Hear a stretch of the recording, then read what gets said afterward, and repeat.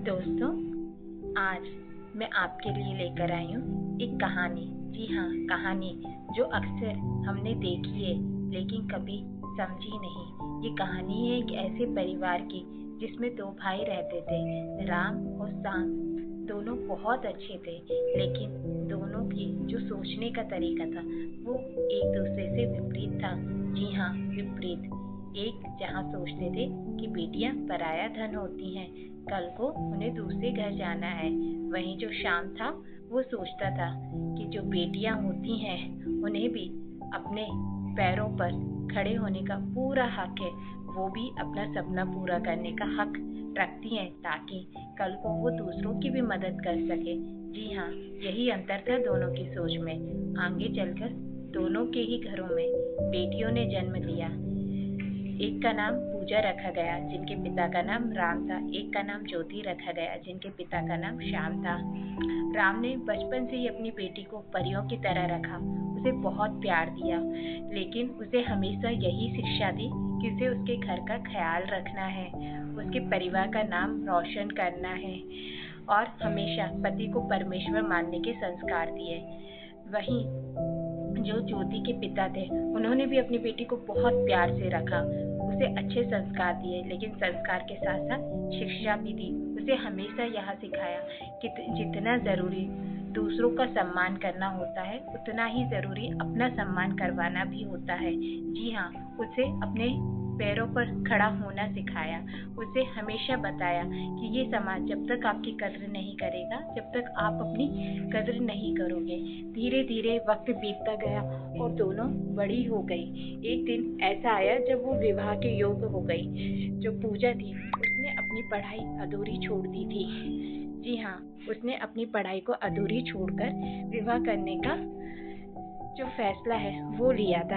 वहीं जो ज्योति थी उसने अपनी पढ़ाई को चालू रखा और डॉक्टर बनी। जब पूजा का विवाह हुआ तब वो बहुत छोटी थी, केवल 18 साल की थी, लेकिन उसने पूरी गृहस्थी का काम सीखा। उसके अंदर बहुत अच्छे संस्कार थे, वो एक बहुत ही प्यारी बच्ची थी। वहीं जो ज्योति थी उसने भी घर के काम सीखे थे, लेकिन उसके साथ साथ उसने जिम्मेदारी उठाई अपने परिवार की।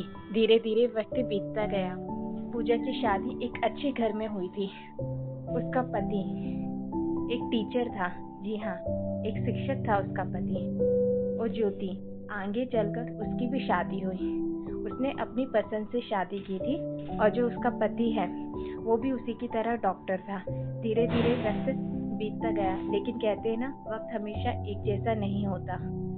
आगे चलकर जो पूजा के पति थे उनकी नौकरी छूट गई। जी हाँ, एक्चुअली जो है छठती हुई थी। छटनी करने के लिए सरकार ने जो है जो गेस्ट फैकल्टीज होती हैं, यानी जो कुछ टाइम के लिए टीचर्स रखे जाते हैं, उसमें थे पूजा के पति। तो उनकी छटनी हो गई जिसकी वजह से वो बेरोजगार हो गए। परिवार की आर्थिक हालत बहुत खराब हो गई। पूजा, उसने अपनी पढ़ाई कंप्लीट नहीं की थी, तो उसे समझ में नहीं आ रहा था कि वो अपने परिवार की मदद कैसे करे। ऐसी स्थिति में वो अपने पिता के पास गई।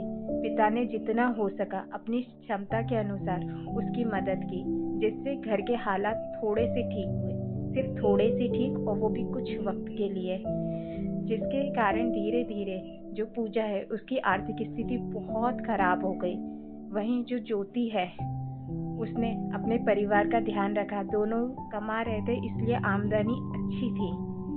वो दूसरों की भी मदद करती थी। जब उसे पूजा के हालातों के बारे में पता चला तो वो उससे मिलने के लिए गई। उसे समझाया कि अगर वो अपने परिवार की आर्थिक मदद करना चाहती है तो उसे अपने पैरों पर खड़ा होना पड़ेगा। उसने जो पढ़ाई बीच में छोड़ दी थी उसे फिर से कंटिन्यू करना होगा।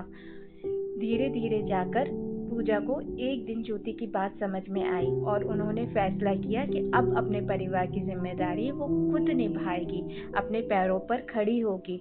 उसने अपनी पढ़ाई जो बीच में छोड़ दी थी उसे चालू करा। रात को उसने पढ़ना शुरू किया और धीरे धीरे उसने अपनी 12वीं की परीक्षा उत्तीर्ण की। इसके बाद वो अपने घर में छोटे छोटे बच्चों को ट्यूशन पढ़ाने लगी। वक्त बीतता गया और एक दिन पूजा ने ग्रेजुएशन किया, मास्टर किया और वो भी अपने पति की तरह एक टीचर बन गई। उसकी गवर्नमेंट जॉब लग गई। वो इतना अच्छा कमाने लगी कि वो अपने परिवार की बहुत अच्छे से मदद करने लगी। पहले भी परिवार के लोग उससे प्यार करते थे, लेकिन अब वो पूजा का सम्मान करने लगा। जी हाँ, पूजा का सम्मान करने लगे। अब एक दिन ऐसा आया कि जो उसका पति है, उसने अपना व्यवसाय शुरू किया।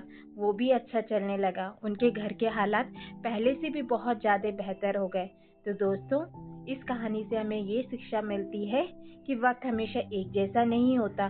ज़रूरी होता है कि हम जब आर्थिक हालात सही ना हो तो हम हमारे घर का ध्यान रख सकें, और वो हम कब रख सकेंगे? जब हम में क्षमता होगी, और वो क्षमता हमें आएगी जब हम हमारे पैरों पर खड़ा होना सीखेंगे।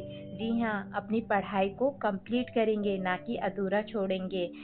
हमें संस्कार अच्छे हैं। जी हाँ, हमारे संस्कार अच्छे होते हैं, हम हमारे परिवार का ध्यान रखते हैं, लेकिन उससे भी कहीं ज़्यादा ज़रूरी होता है कि हम हमारा खुद का ध्यान रखें, अपने सपनों को पूरा करें।